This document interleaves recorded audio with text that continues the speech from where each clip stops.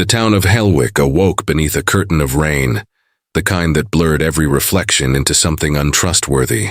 Claire Bennett's cottage sat by the lakeside, its garden still bright with the tulips she had planted last spring. Inside, the scent of burnt toast lingered while a clock ticked with anxious precision. Claire dressed for work with quiet purpose, brushing her chestnut hair into a knot. Her husband, Evan, stood by the kitchen window, his reflection split across the glass like two faces belonging to different men.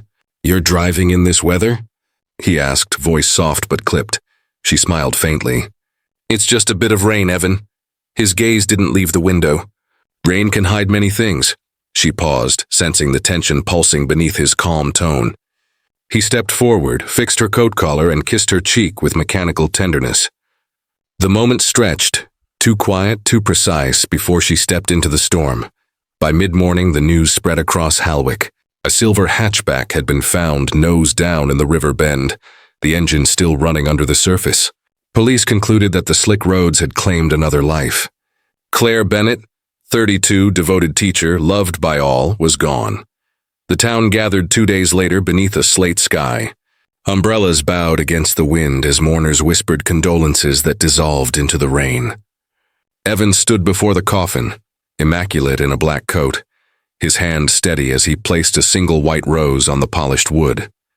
To anyone watching, his grief appeared perfect, measured, composed. But when the final hymn faded, he leaned closer to the coffin, his breath misting against its surface. "You should have listened," he murmured. The words vanished into the storm, carried toward the lake where secrets still slept beneath the waterline. Rain hadn't stopped since the funeral. The town of Helwick felt drowned in its own sorrow. Yet one house on Birch Lane stayed restless long after nightfall. Inside, Marissa Hales sat on her sofa, a half-empty glass of wine trembling in her hand. The television hummed softly, broadcasting the evening news, replaying images of Claire's smiling face beside the words, "Tragic accident." She turned the volume down until only the storm outside filled the silence. Something about the report unsettled her. Claire had always been cautious. Seatbelt first, mirrors checked twice, never speeding. Yet the coroner's report had mentioned bruising inconsistent with a belt. Marissa stared at the framed photo of them laughing at last year's fair. "You didn't crash by mistake," she whispered. Her phone buzzed on the table. Old voicemails from Claire glowed on the screen, saved under a contact now marked, "Gone." She pressed play. "Hey, Riss, it's late. Evan's been different lately. He keeps asking where I go, who I talk to. I think he's checking my car again. Maybe I'm overthinking, but—" The message cut off abruptly. Marissa's pulse quickened. She scrolled further back, each recording sounding more fragile than the last. Claire apologizing for canceling plans. Claire whispering that she didn't feel safe. Claire promising she'd explain soon. When she reached the final voicemail, her thumb hovered. The timestamp read 22:43, the night of the crash. The storm rattled the windows as she pressed play. Claire's voice came through, trembling but clear. "If anything happens to me, it's because of Evan." Marissa froze, the phone slipping from her grasp. Outside, thunder rolled across the lake, and for a brief moment, she could swear she saw movement in the shadows beyond her window, someone watching. Marissa returned to Claire's house a week after the voicemail, the keys cold in her palm. The cottage stood silent beneath a veil of ivy, windows fogged with neglect. Inside, the air smelled of damp paper and lilacs, the perfume Claire always wore. The police had cleared the place, leaving behind only dust and memories too heavy to touch. She told herself she came to collect Claire's belongings for her parents, but each creak of the floorboards drew her further in, as if the house wanted to speak. Upstairs, she noticed the attic door slightly ajar, a draft whispering through. Climbing the ladder, she pushed through cobwebs and old furniture. Light filtered through a cracked skylight, cutting across boxes stacked like gravestones. One corner of the wooden floor caught her eye, a plank slightly raised. She knelt, pried it up, and gasped. Inside was a faded leather-bound diary, its spine cracked, pages warped with tears and rain stains. The first entry began months before Claire's death. "He watches me sleep now. Says he worries I'll run away." Another entry, written shakily. "He took my car keys after I met Marissa. said I need to earn trust again. Each page grew darker. Mentions of missing money, locked drawers, and a strange smell from her wine glass one night. Marissa's chest tightened as she turned to a page marked with smeared ink. He said I'm lucky he loves me, lucky he forgives my mistakes. Then came the final entry, the handwriting frantic, scrawled across the page. He said the lake would. The sentence ended in a jagged tear. The remaining half of the page was missing, ripped clean. Marissa's pulse pounded in her ears. She felt the air shift, as though someone else was in the attic. Below her, a floorboard creaked. She froze, clutching the diary. The house seemed to breathe again, the silence pressing closer. Marissa spent the night reading every page of the diary beneath the flickering attic bulb. Each word drew her deeper into Claire's private torment, a life no one in Halwick had ever suspected. The entries turned into scenes in her mind, and for the first time, Marissa saw the man behind the polished smile. Claire had met Evan Renshaw at a charity gala 2 years before her death. He was confident, well-spoken, and impossibly attentive. Everyone said she was lucky, but the diary painted a different story, one that began with admiration and ended in control. The first shift was small. He insists I stop seeing my colleagues outside school. Says people will gossip. Then came the constant messages, the surprise visits to her classroom, the quiet monitoring of her phone. He took over her bank account, telling her it was safer if he handled it. When she questioned him, he would laugh and call her paranoid. One entry froze Marissa's breath. He told me I lose things because I forget. My mind's not right, he says. I found the missing envelope of money under his drawer, but he smiled and said I must have put it there myself. The next memory unfolded vividly, a dinner at their oak table. The diary described the wine, the soft jazz, and the way Evan's voice filled the silence. Claire had spilled a small drop of sauce on his cuff. He stared at it for too long before smiling, the kind of smile that never reached his eyes. You make me hurt you when you lie, he told her, his tone calm as he refilled her glass. The knife in Claire's hand trembled. Marissa shut the diary, her skin cold. Outside, the wind howled through the chimney, carrying the faint sound of laughter from somewhere that should have been empty. By morning, Marissa's fear had hardened into resolve. She took the diary straight to the Halwick police station, her hands trembling as she passed it across the counter. The officer on duty skimmed the pages, his expression unreadable, before disappearing into a back office. Minutes later, Detective Lena Ortiz stepped out, tall, sharp-eyed, with a voice that carried quiet authority. Lena listened in silence as Marissa described the voicemails, the missing phone, and the bruises that didn't align with the seatbelt.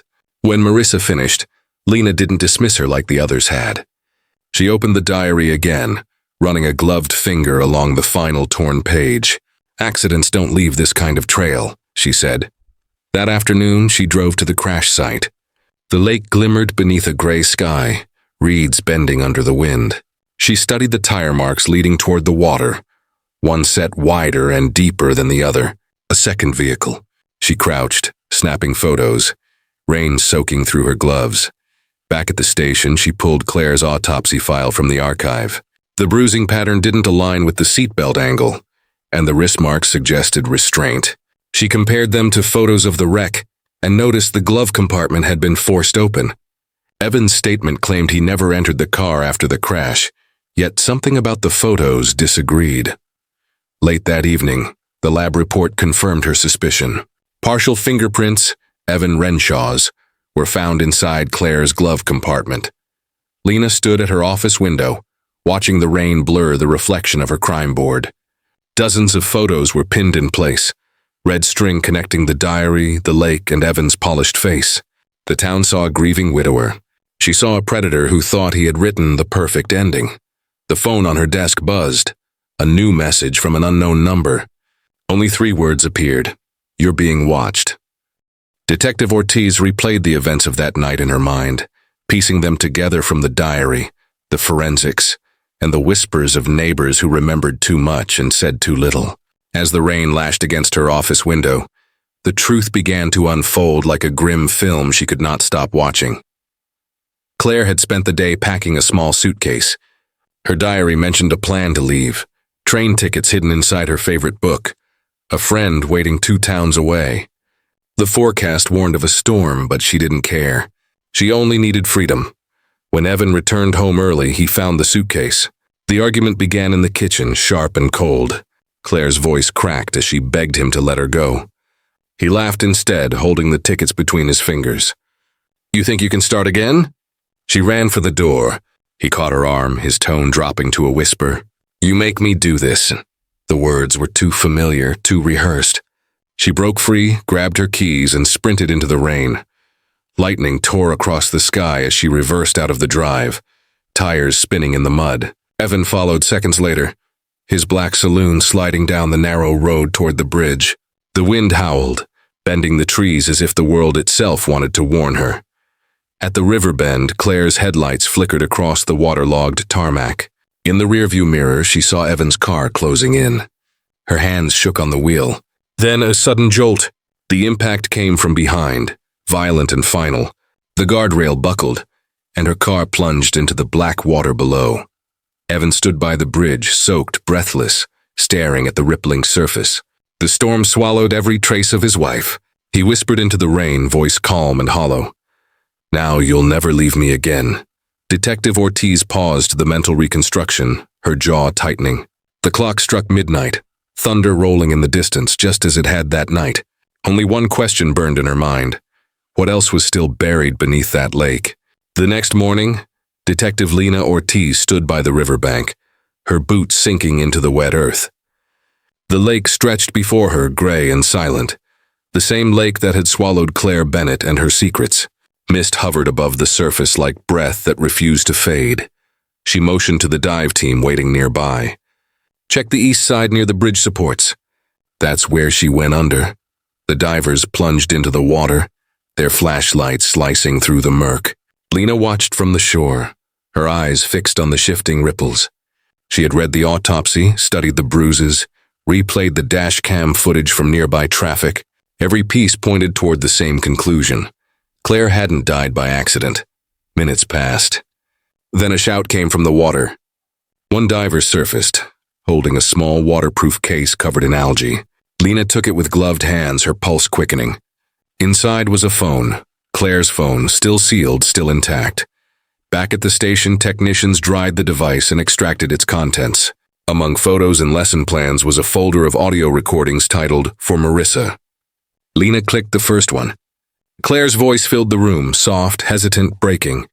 She spoke of fear, of being followed, of Evan's threats hidden behind affection. Then came the final recording, time-stamped the night of her death. Rain hammered in the background, and Claire's breath came quick and uneven. "He's behind me," she whispered. "He won't stop. He said if I leave, he'll—" A scream ripped through the speakers. Metal tore, water roared, and then silence. A moment later, another voice emerged, deep and composed. "Don't fight it." Lena removed the headphones, her stomach twisting. The truth was no longer buried, yet she knew a predator like Evan wouldn't confess easily. He had to be cornered, with evidence that would make the mask fall completely. Outside, the rain began again, tapping against the windows like the echo of Claire's final heartbeat. Detective Lena Ortiz waited in interview room 3, its single light flickering like a pulse. The air felt thick with tension, the hum of the recording machine steady and relentless. On the table lay Claire's diary, a folder of evidence and a photo of the lake taken the morning her phone was recovered. When Evan Renshaw entered, he smiled as if walking into a cafe. His suit was perfectly pressed, his hair immaculate, his expression polished. "Detective Ortiz," he greeted smoothly, taking the seat opposite her. "I'm told this is just a formality." Lena met his gaze without a smile. "It is. I wanted to clarify a few inconsistencies." She opened the folder, sliding the photo across. "You told the coroner you never opened your wife's car after the accident. Yet your fingerprints were found inside the glove compartment." Evan leaned back, unruffled. "I placed her insurance papers there weeks before." "That proves nothing." Lena tilted her head. "Then perhaps Claire's diary will." She began reading, her voice calm. "He said I'm lucky he forgives my mistakes. He said the lake would make everything quiet again." Evan's smile faltered. His fingers twitched once before clasping tightly. Claire wasn't well. She imagined things. Lena watched him carefully. So she imagined you chasing her that night? She imagined your voice recorded on her phone saying, "Don't fight it?" The silence stretched. For the first time, the mask cracked. His jaw tightened, a muscle twitching near his temple. Then he leaned forward, voice low and sharp. "You can't prove what's buried underwater." Lena's expression didn't change, but inside her pulse quickened. He had just admitted more than he realized. The storm outside rattled the windows, the same storm that once swallowed a woman's scream. She turned off the recorder, her decision already made. The hunt for proof had become a hunt for justice.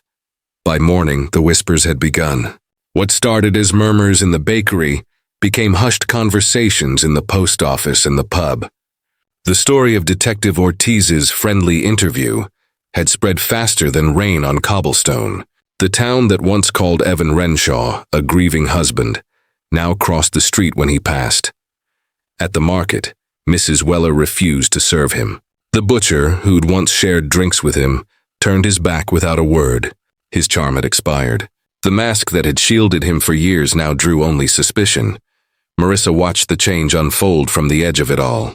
She stood before Claire's grave, raindrops sliding down her umbrella like tears. The flowers she placed were fresh, white lilies, the same kind Claire had loved. "They're starting to see who you were really living with," she whispered, her voice steady despite the tremor in her hands. "I'll make sure they don't forget." Across town, Ortiz studied the case board. The evidence was close to forming a noose. She could feel it. But the law demanded patience, and patience was something grief rarely allowed. Evan's once pristine home loomed at the top of Ashmere Hill, its windows dark, its silence heavy. He drank alone that night, every shadow in the room seeming to breathe. Anger burned hotter than the whiskey in his glass. Then came the flash outside, the faintest glow that grew into a roar. Flames clawed up the curtains, devouring the walls, spreading like vengeance given form. Down the road, through the curtain of rain, a single figure walked away beneath an umbrella. No one saw their face, only the fire reflected in the puddles at their feet. The courtroom was silent except for the rain tapping against the high windows. Reporters leaned forward, pens ready, the air thick with expectation. Detective Lena Ortiz stood near the front, her hands clasped behind her back, eyes fixed on the man in the dock. Evan Renshaw looked smaller now, his once polished suit hanging loose, his composure fractured. The mask of charm was gone, replaced by the emptiness of exposure. The jury filed in, their expressions solemn. "On the charge of murder," the foreman announced, "we find the defendant guilty." A wave of sound swept through the room, gasps, murmurs, the faint click of cameras. Evan didn't flinch. His gaze stayed locked on Ortiz, a smile forming at the corner of his mouth, cold and knowing. Marissa sat at the back, tears slipping down her cheeks. For her, the word guilty didn't bring victory. It brought silence. A silence that Claire should have been there to hear. Later, as the crowd dispersed, Ortiz remained behind. The diary lay open on the evidence table, its pages soft and faded from time. Marissa had thought she'd read it all, but tucked between the last entries was a thin, folded sheet of paper, Claire's handwriting shakier than before. Ortiz unfolded it, her breath catching as she read the final words. "If I die, let my story haunt him forever." Thunder cracked outside, echoing through the empty courtroom. Ortiz closed the diary slowly, fingers lingering on its worn cover. The rain grew heavier, streaking the glass with silver trails. Then a breeze swept through the room, turning one more page that hadn't been there before. Fresh ink glistened across the paper, words not written by Claire. Stories never end. They just change hands. Ortiz froze, her reflection caught in the window as lightning flashed. Somewhere in the distance, the lake roared with the sound of rising water.